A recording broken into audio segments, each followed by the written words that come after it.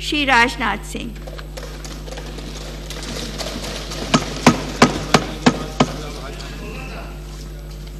अध्यक्ष महोदया, सबसे पहले मैं प्रणव बाबू को अपनी तरफ से उनके प्रति आभार व्यक्त करना चाहता हूं, और इसलिए आभार व्यक्त करना चाहता हूं कि प्रणव बाबू ने पहली बार राष्ट्रपति के रूप में सदन के दोनों सदनों की बैठक को संबोधित किया है।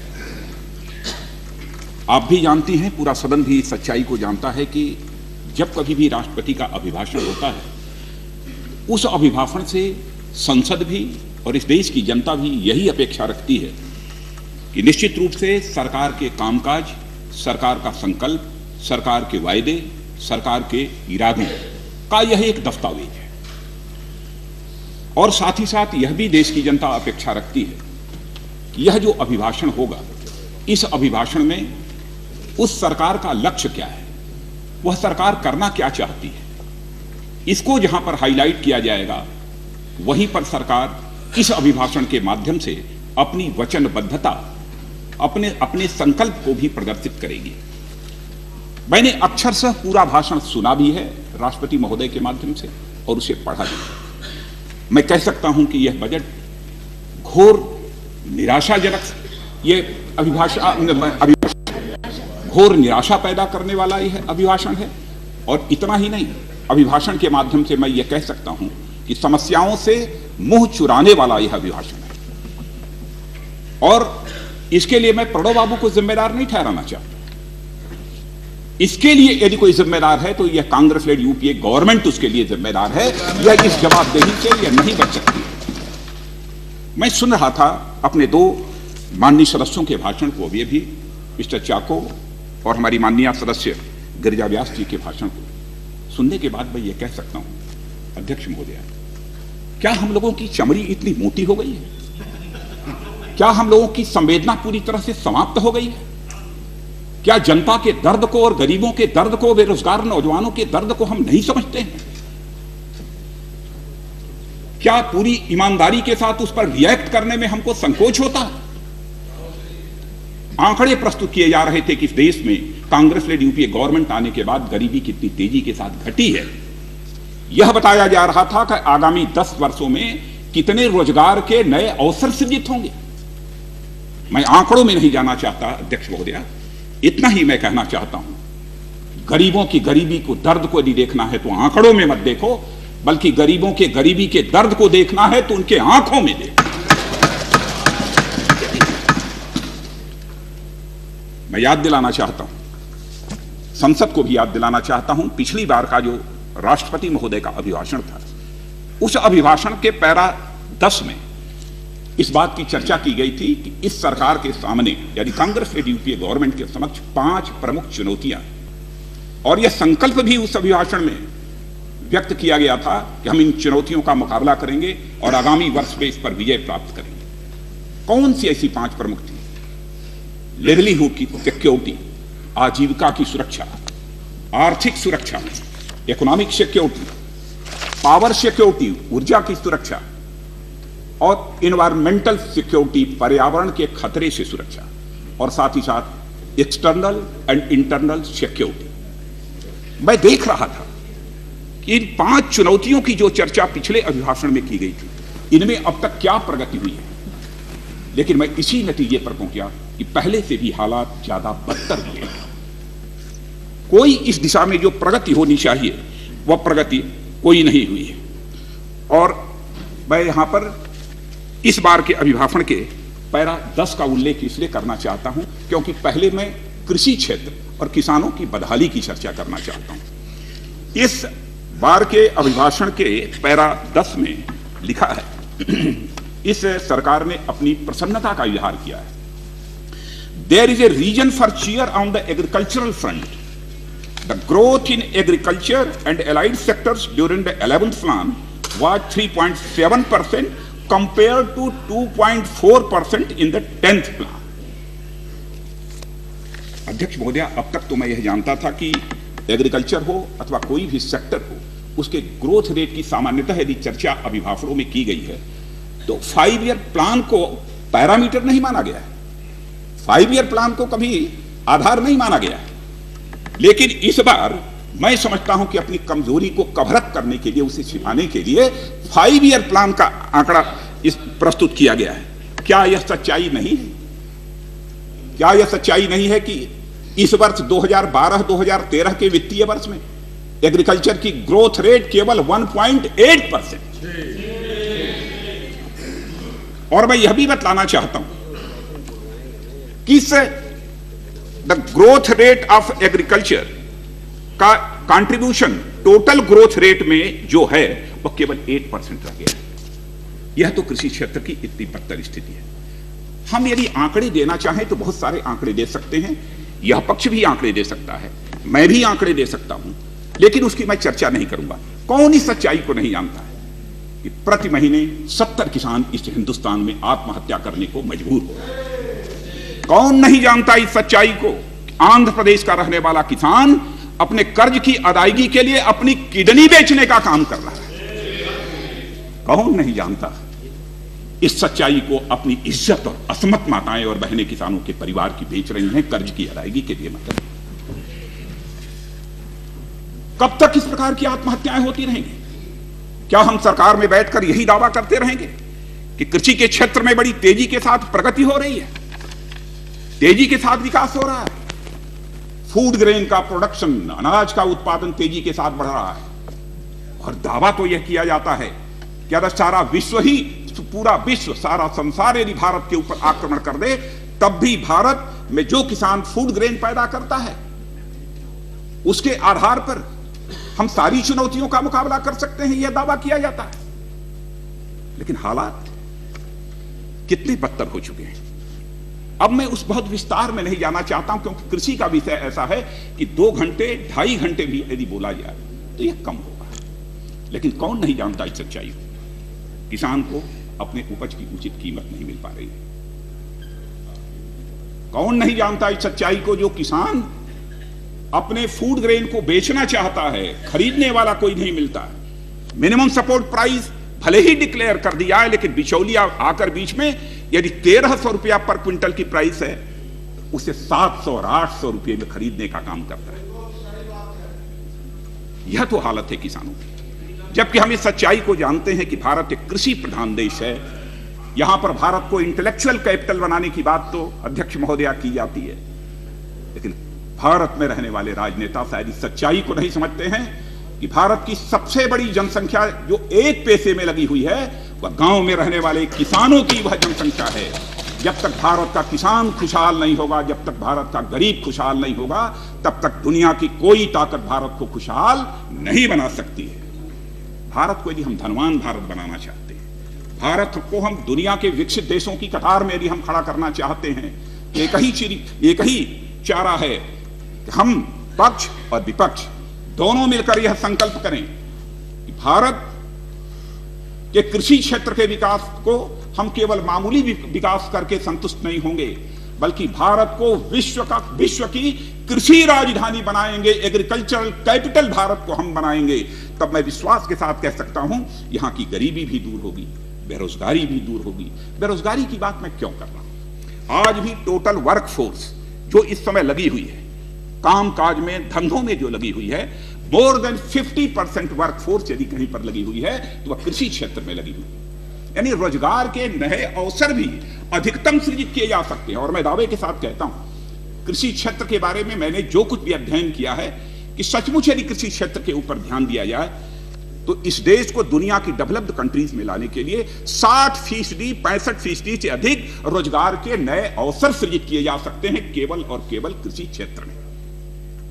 लेकिन सरकार को जो इस ओर ध्यान देना चाहिए, सरकार इस ओर ध्यान नहीं दे रही। कृषि बजट पर बोलते समय मैं इस संसद में भी और जब मैं राज्यसभा में था तब भी कई बार सरकारों से मैं अनुरोध कर चुका हूं कि केवल टुकड़ों में यदि कृषि समस्या के बारे में विचार करेंगे तो हम उसका समाधान नहीं निकाल सकते। आवश्यक यह है कि इस संबंध में एक स्पेशल सेशन बुलाया जाना चाहिए। और अध्यक्ष महोदया, मैं आपसे भी निवेदन करता हूं, एग्रीकल्चर की समस्या की गहराई को आप जानती हैं, आप भी गांव के रहने वाली हैं, आप भी गरीब क्षेत्र जो माना जाता है सासाराम, वहां की रहने वाली है। एग्रीकल्चर के मुद्दे पर एक स्पेशल सेशन बुलाया जाना चाहिए, विशेष सत्र बुलाया जाना चाहिए और गंभीरतापूर्वक विचार होना चाहिए और एग्रीकल्चर सेक्टर की समस्या को समझने के लिए और उससे निपटने के लिए एक इंटीग्रेटेड एक्शन प्लान तैयार किया जाना चाहिए। सरकार चाहे कांग्रेस की हो अथवा भाजपा की हो, जो सरकार आएगी वह इंटीग्रेटेड एक्शन प्लान जो पूरी संसद की सहमति से बनेगा, उसी आधार पर वह अपने कदम आगे बढ़ाएगी। वोट के लाभ और हानि को ध्यान में रखते हुए वह सरकार एक्शन काम नहीं करेगी, ऐसा मेरा विश्वास है। अलग से बजट की व्यवस्था अलग से बजट की व्यवस्था होगी, मैं सहमत हूं शैलेंद्र जी आपकी इस बात से। अध्यक्ष महोदय, अच्छा लगा मुझे इस बार जो राष्ट्रपति महोदय का भाषण, उसमें कहा गया है कि इस बार संसद में फूड सिक्योरिटी बिल लाया जाएगा और पास होगा। अच्छा लगा मुझे, लेकिन मैं यह बतलाना चाहता हूं कि जब एनडीए सरकार थी और भारत की राजनीतिक जगत की एक बड़ी हस्ती आदरणीय अटल बिहारी वाजपेयी भारत के प्रधानमंत्री थे, गरीबों की गरीबी के दर्द का उन्हें एहसास था, आते ही उन्होंने अंत्योदय योजना प्रारंभ की थी। हमारे आदरणीय अडवाणी यहां पर बैठी, यह भी उसमें उप प्रधानमंत्री थे। गरीबों की गरीबी के दर्द का इन लोगों को एहसास था, अंत्योदय अन्न योजना प्रारंभ की थी।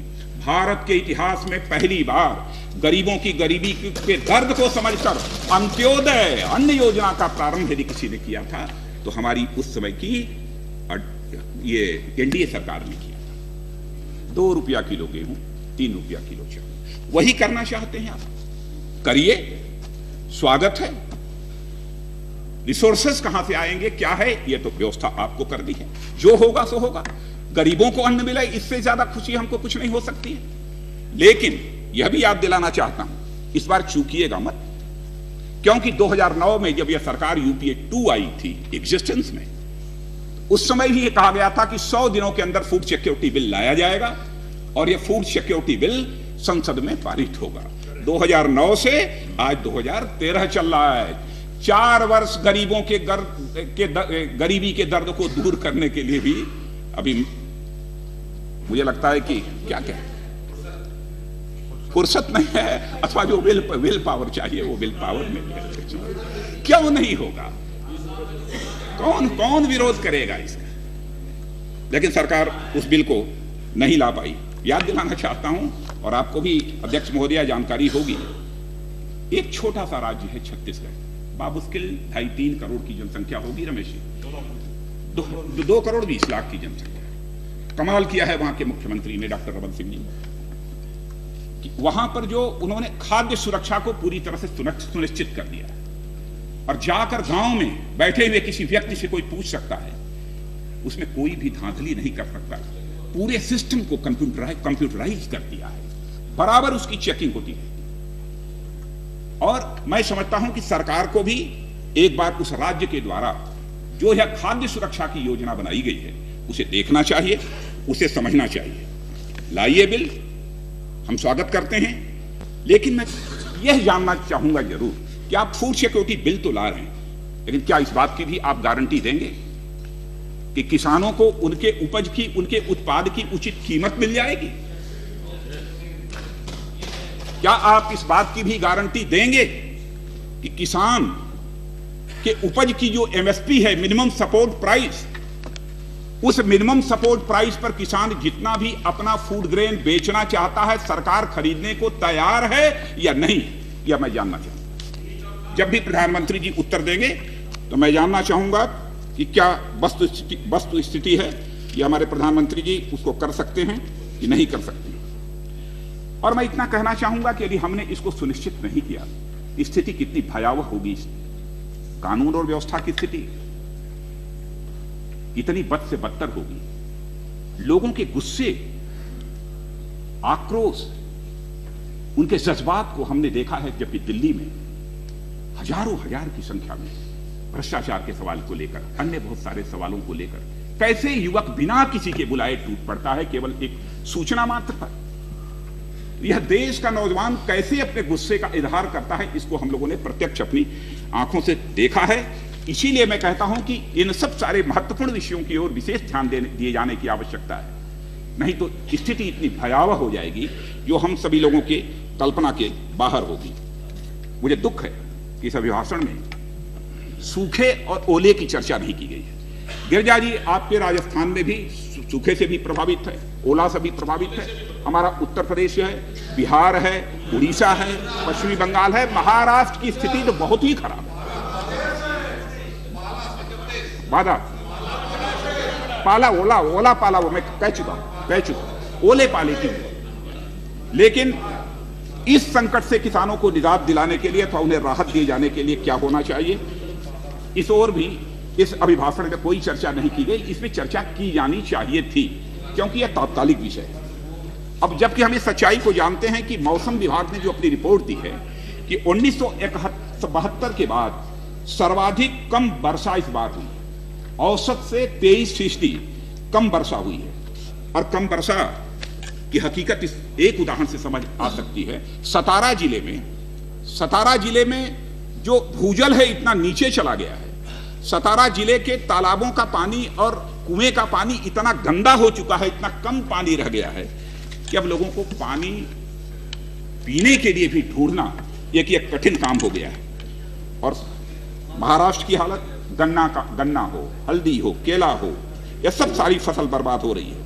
बस यहाँ के लोगों के आंखों में ही पानी देखा जा सकता है, वहां पानी नहीं है। मैं ये पूछना चाहता हूं, क्यों नहीं यह सरकार, जिस राजनीतिक दल ने 65 वर्षों की इस आजादी के काल में लगभग 52 से लेकर 52 से लेकर 55 ईयर्स तक लगातार हुकूमत करने का काम किया हो, वह सिंचाई तक की व्यवस्था किसानों के खेत की नहीं कर पाई। अध्यक्ष महोदय, मैं सरकार से पूछना चाहता हूं कि अभी इस पार्टी को, देश को दुनिया की डेवलप्ड कंट्रीज की क्यू में खड़ा करने के लिए कितना समय चाहिए?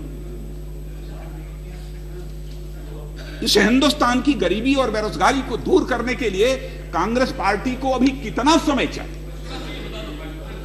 आप यह बतला दीजिए तो हम कुछ समय के लिए चुप्पी साध कर बैठ जाएं। जाने वाले हैं। क्यों? यह बात मैं क्यों कह रहा हूं? यह बात मैं इसलिए कह रहा हूं अध्यक्ष महोदया, क्योंकि हम राजनीति करते हैं।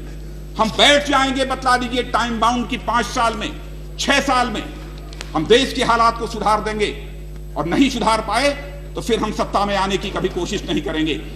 क्योंकि 55 वर्षों तक लगातार आपने हुकूमत की है, देश तबाह हुआ है, देश बर्बाद हुआ है। यह बात मैं क्यों कह रहा हूं, एक विश्वास संकल्प के साथ एक पार्टी का अध्यक्ष होने के नाते मैं क्यों कह रहा हूं, वो इसलिए कह रहा हूं अध्यक्ष महोदया, हम राजनीति केवल सरकार बनाने के लिए नहीं करते हैं। हम राजनीति यदि करते हैं अध्यक्ष महोदया, तो देश बनाने के लिए राजनीति करते हैं, समाज बनाने के लिए राजनीति करते हैं। इसलिए यदि किसी त्याग की जरूरत होगी तो वह भी करेंगे। हम सच्चाइयों से मुंह नहीं मोड़ सकते।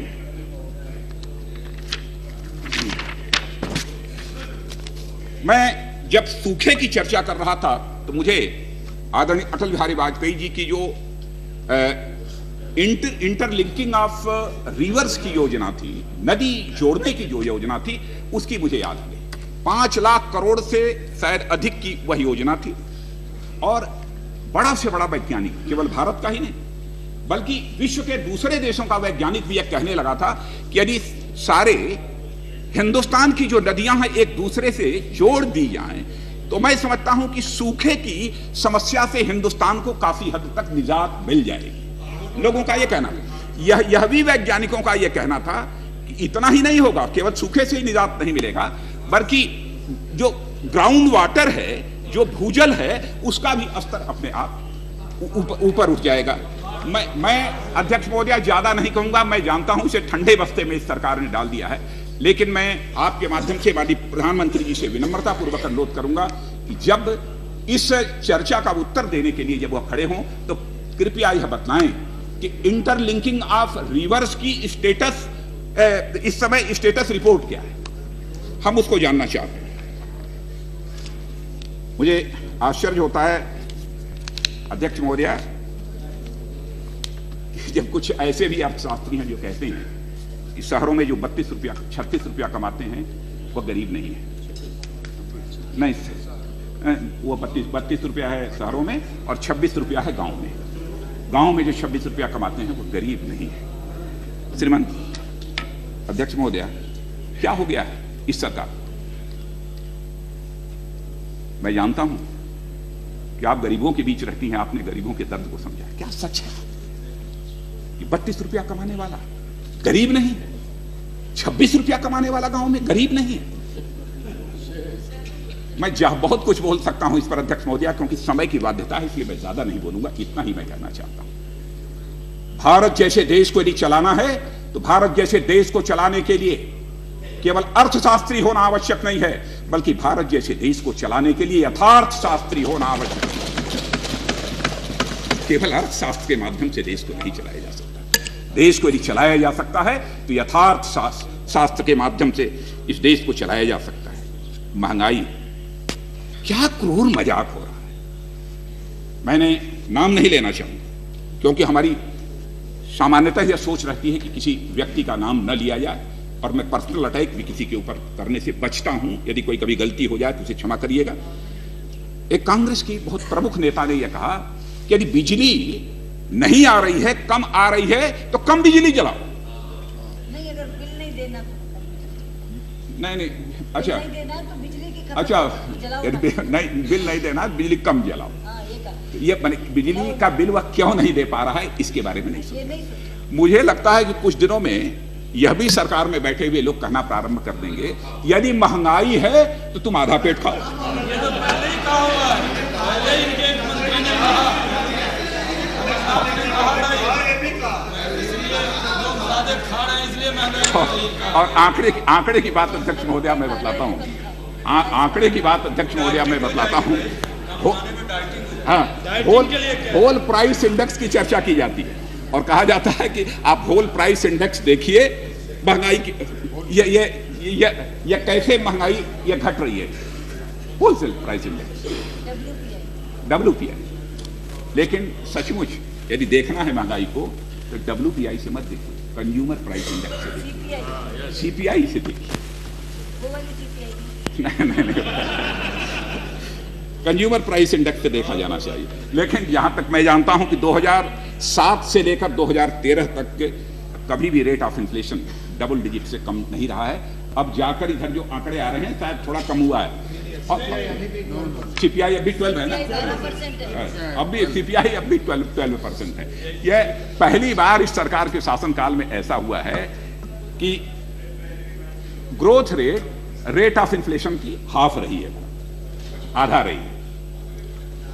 ऐसी हालत शायद इस देश में कभी पैदा हुई हो तो मैं नहीं कह सकता हूं। और चुनिंदा जो आवश्यक उपभोग की वस्तुएं हैं उनकी कीमतें भी लगभग 6 गुना बढ़ गई हैं। और 9 साल में 49 टाइम्स 49 बार महंगाई बढ़ी है, रेट ऑफ इन्फ्लेशन बढ़ा है। 14 बार गैस सिलेंडर की कीमतें बढ़ी, 24 बार पेट्रोल और डीजल की कीमतें बढ़ी। एक वर्ष में तो 12 रुपया प्रति लीटर की दर से पेट्रोल की कीमत बढ़ गई। और पेट्रोल की कीमत में 9 वर्षों में 120% का इजाफा हुआ है। इतना ही नहीं, रेल बजट अभी प्रस्तुत हुआ है। मैं पेट्रोल डीजल की बातें किस तरीके से उसे डीरेगुलेट किया है, क्या किया है, उसकी चर्चा नहीं करूंगा। लेकिन मैं रेल बजट पर जरूर मैं आ जाना चाहता हूं। अब इसको भी मार्केट के साथ लिंक कर दिया है, माने पैसेंजर्स के किराए को भी मार्केट के साथ लिंक कर दिया। क्या तमाशा, जैसे जैसे महंगाई बढ़ेगी वैसे वैसे आपके रेलवे टिकट का किराया भी बढ़ेगा। माने इसमें गरीबों की कोई चिंता नहीं। मैंने हवाई जहाज कर दिया। और इतना ही नहीं, आप खाद की सब्सिडी कम कर दी है। जानते हैं खाद का उपयोग किसान और गरीब करता है। आप गैस सिलेंडर, इसकी भी सब्सिडी आपने कम कर दिया। लगता है मैंने सब मिला जुलाकर जिस तरीके से तेजी के साथ, और चूंकि किसान परिवार से हमारे चौधरी अजीत सिंह जी आते हैं, आप जानते होंगे कि बिना सब्सिडी के किसान सरवाइव नहीं कर सकता। इस देश का कृषि क्षेत्र सरवाइव नहीं कर सकता है बिना सब्सिडी के। लेकिन सब्सिडी की यह व्यवस्था क्यों की गई? सब्सिडी की व्यवस्था इसलिए की गई थी, कहा गया कि भारत यह कल्याणकारी राज्य, वेलफेयर स्टेट का एक कंसेप्ट उस समय दिया गया। ये गरीबों के लिए कुछ विशेष सुविधाएं, कुछ विशेष रियायतें दी जाएंगी। लेकिन मुझे लगता है कि सरकार ने उस वेलफेयर स्टेट, कल्याणकारी राज्य की अवधारणा को पूरी तरह से नकार दिया। और सत्ता पक्ष में बैठे हुए अपने मित्रों को मैं याद दिलाना चाहता हूं कि श्रीमती इंदिरा गांधी जब भारत की प्रधानमंत्री थी तो उन्होंने 42nd कॉन्स्टिट्यूशनल अमेंडमेंट किया था, और जो भारत के कॉन्स्टिट्यूशन का प्रियम्बल है, जिसे भारत के संविधान की आत्मा कहते हैं, उसमें कहा India is a sovereign secular socialist democratic Republic. Socialist शब्द डाला गया, लेकिन लगता है कि सरकार ने सोशलिस्ट समाजवाद इस शब्द को पूरी तरह से भुला दिया है, संविधान की आत्मा को भी अपनी याददाश्त से पूरी तरह से ओझल कर दिया है। यह हालत हो गई। स्थिति सब मिला जुलाकर आर्थिक मोर्चे पर भी बहुत ही बदतर होती जा रही है, और जनता तो भीख मांगने के कगार पर लाकर खड़ा कर दिया है इस हुकूमत ने। और सबसे ज्यादा फायदा अध्यक्ष महोदय पहुंचाया जा रहा है, तो कारपोरेट घराने को सबसे ज्यादा फायदा पहुंचाया जा रहा है। इसके आंकड़े भी मैं दे सकता हूं, समय आएगा कभी कोई दूसरी चर्चा होगी तो अभी मैं उसकी चर्चा में करूंगा। इस देश में गरीबी को भी दूर करना चाहते हैं, गरीबी और साथ ही साथ रोजगार, इन दो चीजों पर विशेष ध्यान देने की आवश्यकता है। मैं पिछले राष्ट्रपति अभिभाषण को भी मैं पढ़ रहा था, उसमें मैंने देखा था कि सरकार ने दावा किया था कि इकोनॉमिक रिकवरी बड़ी तेजी के साथ हो रही है और जल्द ही भारत 8 to 9% ग्रोथ रेट के लक्ष्य को प्राप्त कर लेगा, यह दावा किया। अब कितना ग्रोथ रेट है यह सबने बतलाया है, 5%। लेकिन मुझे जानकर आश्चर्य हुआ, मैं किसी समाचार पत्र को पढ़ रहा था तो उसमें यह था कि सीएसओ तो यह कह रहा है कि नहीं कि 5.5% ग्रोथ रेट रहेगी, प्लानिंग कमीशन कह रहा है कितनी रहेगी 5%। अब यह दो एजेंसियां आपस में ग्रोथ रेट को लेकर जो है शास्त्रार्थ कर रही हैं। सच्चाई क्या है मैं नहीं बता सकता, शास्त्रार्थ चलने दीजिए, अब वो हाँ तभी इकोनॉमिक सर्वे देखा नहीं है, काफी मैं ले लूंगा, मैं देख लूंगा क्या है। अब जीडीपी ग्रोथ रेट के माध्यम से ही देश की बढ़ती हुई गरीबी और आबादी और यह बेरोजगारी, इन सब सारी समस्याओं और जन आकांक्षाओं की जो चुनौती है उससे नहीं निपटा जा सकता, यह भी हमको ध्यान में रखना चाहिए। जैसे हमारे चाको जी ने कहा कि जीडीपी की ग्रोथ रेट ही अपने में सब कुछ नहीं, लेकिन यह भी सच्चाई है, यदि अपने में सब कुछ नहीं है तो जीडीपी की ग्रोथ रेट अपने में बहुत कुछ है। यदि जीडीपी की ग्रोथ रेट नहीं बढ़ेगी तो फिर कैसे गरीबी और बेरोजगारी की समस्या के समाधान की बात हम कर सकते हैं। मैं यहां पर यदि देश की गिरती हुई अर्थव्यवस्था के लिए जिम्मेदार ठहराना चाहता हूं तो इस देश के नागरिकों को जिम्मेदार नहीं ठहराना चाहता, मैं अन्य किसी को जिम्मेदार नहीं ठहराना चाहता। इसके लिए जिम्मेदार ठहराना चाहता हूं तो इस सरकार की गलत आर्थिक नीतियों को, इस सरकार के गलत आर्थिक नियोजन को और साथ ही साथ इस सरकार के भ्रष्टाचार, तीन चीजों को मैं विशेष रूप से इसके लिए जिम्मेदार ठहराना चाहता हूं। इंफ्रास्ट्रक्चर की चर्चा की गई है राष्ट्रपति अभिभाषण में, मैं उसमें कहा गया है कि इसकी दो प्रमुख समस्याएं हैं, रोड्स और नॉन अवेलेबिलिटी ऑफ पावर्स, माने ऊर्जा की अनुपलब्धता। मैं याद दिलाना चाहता हूं कि 2009 का एक टारगेट है, इस सरकार ने कहा था कि हम 20 किलोमीटर प्रतिदिन सड़क बनाएंगे। अब 2012-2013 का अध्यक्ष महोदया मैं बता रहा हूं कि यह फैसला किया गया, इतने में 7000 kilometre roads will be awarded, इतनी रोड्स के प्रोजेक्ट अवार्ड किए जाएंगे। 10 महीने बीत चुके हैं, 1000 किलोमीटर सड़क, मैडम स्पीकर मैं कह रहा हूं 1000 किलोमीटर सड़क के प्रोजेक्ट अवार्ड कर पाई है। 7000 किलोमीटर का लक्ष्य था, केवल 1000 किलोमीटर प्रोजेक्ट सड़कों के यह अवार्ड कर पाई है। एनडीए के शासनकाल में तो कभी 17-18 किलोमीटर पर डे, कभी 14-15 किलोमीटर पर डे का यह एक एवरेज रहा है सड़क निर्माण का। लेकिन हमारा कहना है 14-15 किलोमीटर नहीं कर सकते तो कम से कम 10 किलोमीटर पर डे तो सड़क बनाइए। और जिस गाजियाबाद से मैं आता हूं, गाजियाबाद में NH24 NH58 और अध्यक्ष महोदया माननीय प्रधानमंत्री जी का भी ध्यान आकर्षित करना चाहूंगा, क्योंकि गाजियाबाद दिल्ली से लगा हुआ है, हमारा संसदीय क्षेत्र है। हाँ आपका भी है, हमारे नागर साहब का भी है। और हालत यह है कि NH24 NH58 पर इतना जाम रहता है कि कम से कम यहां से गाजियाबाद केवल 15 किलोमीटर की दूरी तय करने में 2 घंटे, 2.5 घंटे और 3 घंटे का समय लग जाता है। संसद में भी उठा चुका हूं, मंत्री जी से भी मिल चुका हूं, लेकिन आज तक उस पर कोई काम प्रारंभ नहीं हुआ। गाजियाबाद नोएडा के लोगों का कहना है, मेरठ के लोगों का, आज से नहीं, हमको 6-7-8 वर्षों से बराबर आश्वासन की घुट्टी पिलाई जा रही है, लेकिन उसका समाधान नहीं हुआ। मैं प्रधानमंत्री जी से अनुरोध करूंगा, कृपया इसकी ओर भी विशेष ध्यान दें। और और अगले साल जब भी अभिभाषण, अब तो अभिभाषण होगा नहीं सरकार, हम लोग देंगे ना, हम लोग अब नहीं एनडीए का आएगा, एनडीए का। अब नहीं होगा। नहीं तो मैं ये सुझाव देता कि अभिभाषण के माध्यम से हवाई किले बनाने की कोशिश नहीं की जानी चाहिए, लेकिन अब अगले साल तो नहीं हो पाएगा। नहीं हो सकता है पहले चुनाव हो जाए, कुछ कह नहीं सकते। और जब मैं अभिभाषण को पढ़ रहा था, अध्यक्ष महोदया, तो जब मैं अभिभाषण को पढ़ रहा था तो मुझे लगा कि बहुत अच्छा है, यह ईश्वर की कृपा है कि सीएजी ने इस अभिभाषण की परफॉर्मेंस ऑडिट नहीं की, नहीं तो और कुछ गड़बड़ हो गया होता। कम से कम इसको उस ऑडिट की परिधि में नहीं रखा है। मैं यहां पर अध्यक्ष महोदया,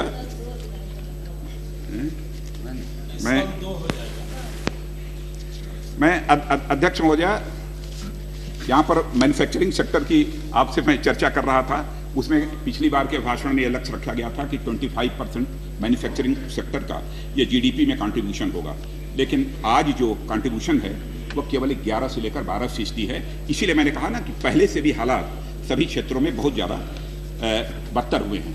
गवर्नमेंट ने एक नेशनल मैन्युफैक्चरिंग पॉलिसी बनाई है, लेकिन उसके एग्जीक्यूशन का काम इतना धीमा है कि उस क्षेत्र में जैसी प्रगति होनी चाहिए वैसी प्रगति नहीं हो पा रही है। और जीडीपी में भी मैन्युफैक्चरिंग सेक्टर का यदि हम कंट्रीब्यूशन बढ़ाना चाहते हैं तो इसके लिए आवश्यक जो भी इंफ्रास्ट्रक्चर हैं, जो भी बुनियादी ढांचे हैं, उनकी मुकम्मल व्यवस्था की जाए, वह नहीं है। साथ ही साथ यह भी सुनिश्चित किया जाना चाहिए कि आज यदि हम 25% मैन्युफैक्चरिंग सेक्टर के कंट्रीब्यूशन को जीडीपी में बढ़ाना चाहते हैं तो इस समय जो क्रेडिट है उसको चीपर रेट पर लाना होगा, यानी रेट ऑफ इंटरेस्ट, ऋण पर उसे कम करना होगा। नहीं तो यह मैन्युफैक्चरिंग सेक्टर का कंट्रीब्यूशन जीडीपी में किसी भी सूरत में नहीं बढ़ सकता। पावर सेक्टर के बारे में हमारे माननीय कुछ सदस्यों ने जो विचार व्यक्त कर रहे थे, उन लोगों ने भी बहुत सारी बातें कही हैं, बहुत सारे आंकड़े दिए हैं, उस नहीं जाऊंगा, लेकिन हालत बहुत खराब है। आज भी हालत बहुत ही खराब है। और कहा गया था कि इस बार भी कहा गया था 2014 तक सारे देश में बिजली जगमगाने लगेगी। अब देखता हूं 2014 आ ही गया है, ज्यादा दूर नहीं है कितनी बिजली जगमगाएगी। लेकिन ये सब सारी चीजों के अतिरिक्त डिटेल में न जाते हुए, अध्यक्ष महोदया, मैं भ्रष्टाचार की यहां पर जरूर चर्चा करना चाहूंगा। भ्रष्टाचार चाहे आकाश हो, चाहे पाताल हो, चाहे धरती, कौन कौन से भ्रष्टाचार, उससे सारा देश अभी अवगत है। 2G स्पेक्ट्रम आकाश में, धरती पर CWG, आदर्श सोसाइटी, और पाताल में कोल गेट, तीनों में यह भ्रष्टाचार। और सचमुच मुझे यह लगता है कि जैसा यह भ्रष्टाचार हुआ है, जब कुछ इंटेलेक्चुअल्स जब बात करने लगते हैं तो अब क्रॉनिक कैपिटलिज्म की बात करने लगे। अब क्रॉनिक कैपिटलिज्म की यह चर्चा अब धीरे धीरे जोर पकड़ने लगी। हमारा कहना है कि जो भी यह जांच चल रही है, जिस भी एजेंसी से चल रही है, यदि सीबीआई कर रही है तो सीबीआई इस काम को समयबद्ध करे, यह सरकार की तरफ से प्रयत्न होना चाहिए। कल भी एक प्रश्न मैंने किया था कि कोल गेट से रिलेटेड जो 35 फाइलें हैं, सीबीआई बहुत दिनों से उसकी मांग कर रही है, लेकिन उसे उपलब्ध नहीं कराया गया है। लेकिन ऊर्जा क्षेत्र की समस्याओं के बारे में एक दो मैं सुझाव देना चाहता हूं कि कार्बन बेस्ड टेक्नोलॉजी के स्थान पर रिन्यूएबल एनर्जी पर ध्यान देने की आवश्यकता है, जैसे सोलर एनर्जी, विंड एनर्जी। और मैं जानता हूं कि सोलर एनर्जी यह इकोनॉमिकली वायबल है। यदि देखना हो तो गुजरात में जाकर कोई देख सकता है कि सोलर एनर्जी के माध्यम से वहां के मुख्यमंत्री नरेंद्र भाई ने क्या किया, तो गुजरात वहां जाकर देख सकता है। और मैडम, जब हम विकास की बात करते हैं तो उसमें इकोनॉमिक एक्टिविटी और सोशल सिक्योरिटी के साथ साथ ट्रांसपेरेंसी का भी बहुत महत्व होता है। और आपके माध्यम से इस सरकार को बतलाना चाहता हूं कि सरकार की साख यदि गिरी है भारत में, अंतरराष्ट्रीय जगत में गिरी है, तो इस ट्रांसपेरेंसी के अभाव के कारण ही गिरी है। यह ट्रांसपेरेंसी अधिक से अधिक कैसे पैदा की जाए, इस ओर विशेष ध्यान दिए जाने की आवश्यकता है। हेलीकॉप्टर स्कैम पर बहुत चर्चा हो चुकी है। 360 करोड़ रुपया किसको दिया गया, अब इसकी जांच हो रही है, यह बतलाया गया है। अब जांच हो रही है, बताया गया है, तो इस पर हम विश्वास करते हैं। कब खाई किसने, कितनी खाई, किसने खाई, अब इन सब सारी चीजों का खुलासा होना चाहिए, संसद भी जानना चाहता है। लेकिन अध्यक्ष महोदय, अब प्रधानमंत्री जी से यह भी जानना चाहूंगा कि सामान्यतः यह अपेक्षा की जाती है कि 300 करोड़ रुपए से अधिक का यदि कोई डिफेंस डील होगी, रक्षा सौदा यदि होगा, तो सामान्यतः वो संसद की संज्ञान में लाया जाता है। ये जहां तक मैं जानता हूं, मैंने कभी ये पढ़ा था इसे, हाल फिलहाल तो नहीं देखा, लेकिन इस चीज को मैंने पढ़ा था। तो यदि बहुत बड़े यदि सौदे, रक्षा सौदे यदि हो रहे हो, तो मैं समझता हूं कि संसद के संज्ञान में यदि लाए जाएं, इस पर विचार करें। मैं ये नहीं मांग कर रहा हूं कि कर ही दीजिए, लेकिन मुझे याद आता है कि कभी इसे मैंने देखा था, वो संसद के संज्ञान में लाए जाते हैं। एक यहां पर बात आ गई, चूंकि यह भी आर्थिक विषय से संबंधित है, कि किसानों को जो कर्ज दिया गया था, 70,000 करोड़ रुपया किसानों का कर्ज इस सरकार ने माफ किया था, तो उसमें भी सीएजी ने ऑडिट की है और ऑडिट रिपोर्ट में कहा है कि इसमें भी धांधली है। इसकी ठीक तरीके से जांच होनी चाहिए, क्योंकि किसानों और गरीबों का मामला है। इस पर ज्यादा नहीं कहूंगा, इसकी सीबीआई जांच कराई जानी चाहिए, पता लगाया जाना चाहिए कि कहां धांधली हुई है कि किसानों का कर्ज जो माफ होना चाहिए था, जितना माफ होना चाहिए था, वो नहीं हुआ। और जो भी होगी सच्चाई मैं समझता हूं प्रधानमंत्री अपने भाषण के माध्यम से चलाएंगे। एक विदेशी पूंजी निवेश, फॉरेन डायरेक्ट इन्वेस्टमेंट की चर्चा बड़ी जोरों में, जैसे लगता है कि एफडीआई आते ही भारत दुनिया का सबसे धनवान देश बन जाएगा। क्यों अध्यक्ष महोदय, क्या यह सच नहीं है? भारत में चाहे मानव संसाधन हो अथवा प्राकृतिक संसाधन, ह्यूमन रिसोर्सेज और नेचुरल रिसोर्स, विश्व का अकेला देश है जहां की दोनों की कोई कमी नहीं है। क्या हमारे देश की अर्थव्यवस्था को सुधारने के लिए विदेशी धन की जरूरत पड़ने लगेगी? क्या हम अपने देश के मानव संसाधन और अपने देश के प्राकृतिक संसाधन का सही तरीके से उपयोग करके, सही तरीके से उसका दोहन करके अपनी देश की अर्थव्यवस्था को हम पटरी पर नहीं ला सकते हैं? एफडीआई के माध्यम से जो व्यापारी फुटकर व्यापार में लगे हैं, वह कह रहे हैं कि हम उजड़ जाएंगे, वह कह रहे हैं हम बर्बाद हो जाएंगे, फिर भी आप कह रहे हैं नहीं नहीं, आप बर्बाद नहीं होगे, आप बेरोजगार नहीं होगे, आने दो विदेशी कंपनी, आने दो विदेशी धन, खुलने दो सुपरमार्केट, तुम्हारी तकदीर बदल जाएगी। और व्यापारियों के साथ साथ किसानों को भी कहा जाता है कि तुम्हारे फूड ग्रेन की उचित कीमत मिल जाएगी। मैं उदाहरण दे सकता हूं दुनिया के देशों का कि इनके कारण, इन मल्टीनेशनल्स के कारण वहां के किसानों की उन देशों में क्या दुर्गति हो रही है, इसकी मुझे जानकारी है। यूरोपियन कंट्रीज, अमेरिकन कंट्रीज, यह सब सारे कितनी सब्सिडी अपने किसानों को दे रहे हैं, कितनी सब्सिडी कितने किसानों को दे रहे हैं, इसका भी आंकड़ा कभी कृषि एग्रीकल्चर के सब्जेक्ट पर बोलना होगा तो मैं इसको मैं प्रस्तुत करूंगा। स्पीकर महोदया, मैं घोटालों की तो बड़ी लंबी फहरिस्त है, बहुत विस्तार में जाने का समय नहीं है, लेकिन यदि मैं कह सकता हूं कि सारे घोटालों की रकम को यदि जोड़ दें तो अंडर डेवलप्ड कंट्रीज की जो टोटल जीडीपी है उससे कहीं ज्यादा होगा। टोटल बजट जितना, सॉरी जीडीपी नहीं, टोटल बजट जितना है उससे यह ज्यादा होगा। ब्लैक मनी की चर्चा एक बार बड़ी जोरों में चली और सरकार ने आश्वस्त किया था कि ब्लैक मनी को हम लाने के लिए अपनी तरफ से पूरा प्रयत्न कर रहे हैं। तो मैं समझता हूं कि जब प्रधानमंत्री जी बोलेंगे तो हम इसकी स्टेटस रिपोर्ट इस समय क्या है उसको भी हम जानना चाहेंगे। अब बेनामी ट्रांजैक्शंस लॉन्ड्रिंग एक्ट में संशोधन की बात सरकार ने कही, prevention and money laundering act और साथ ही बेनामी ट्रांजैक्शंस प्रोहिबिशन एक्ट, इसको लाने की बात कही कि संशोधन करेंगे और साथ ही साथ डायरेक्ट टैक्स कोड के अंतर्गत जनरल एंटी एवाइडेंस रूल, जिसे गार कहते हैं, इसका भी प्रावधान रखा गया था। अभी सरकार ने शायद यह कह दिया है कि गार को हम डायरेक्ट टैक्स से अलग करके हम जो भी करना होगा करेंगे। अब इसमें और नहीं से गार को 2016 अप्रैल 2016 तक के लिए इसे टाल दिया है। हमारा यह कहना है कि कुछ सेफ गार्ड्स के साथ, कुछ सेफ गार्ड के साथ डायरेक्ट टैक्स के साथ ही इसे गार को भी रखा जाना चाहिए, बिल्कुल उससे अलग नहीं किया जाना चाहिए। और ब्लैक मनी का जहां तक सवाल है, देश के 3 प्रमुख थिंक टैंक्स ने यह कहा है कि लगभग 25 लाख करोड़ का काला धन दुनिया के दूसरे देशों की बैंकों में भारत का जमा है गलत तरीके से। तो काले धन की समस्या पर मैं चाहूंगा कि यह वित्त मंत्रालय को जो रिपोर्ट सौंपी गई है उसकी एक स्टेटस रिपोर्ट यहां पर भी आ जाए, संसद को भी इस बात की जानकारी हो जाए।